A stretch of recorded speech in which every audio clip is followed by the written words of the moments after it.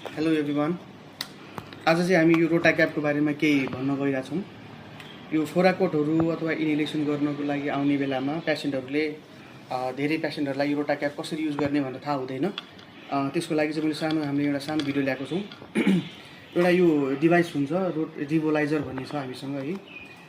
अब first of all चाहिँ जुन क्याप्सुल हुन्छ जुनलाई रप्चर गर्नुपर्ने हुन्छ त्यो चाहिँ यहाँ यो डिभाइसमा हाल्नुपर्छ। अलिकति जुम गर्नु पर्छ, अलिकति जुम गर्नु।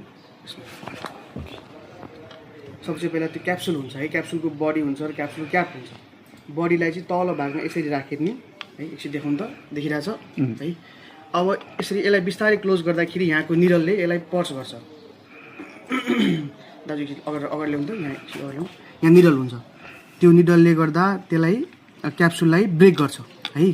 क्याप्सुल ब्रेक गर्छ र ट्याक्कै हामीले क्लोज गर्छौँ। म एउटा तपाईँलाई देखाइ पनि दिन्छु डेमो। यसरी राखौँ, ठिक छ, यसरी राख्यो अनि त्यसपछि यसले यसरी ब्रेक गर्यो, ठिक छ, क्याप्सुल ब्रेक गर्यो, यसलाई क्लोज गर्ने र त्यसपछि एक्सेल गर्ने है। सकेसम्म हेभिली एक्सेल गर्ने।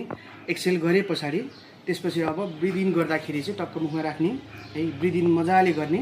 त्यसपछि एकछिन होल्ड गर्ने माउथलाई चाहिँ, अनि होल्ड गरे पछाडि त्यसपछि पानीले मुख सुख खुला गर्ने र फेरि सक्नु। हस्, थ्याङ्क यू।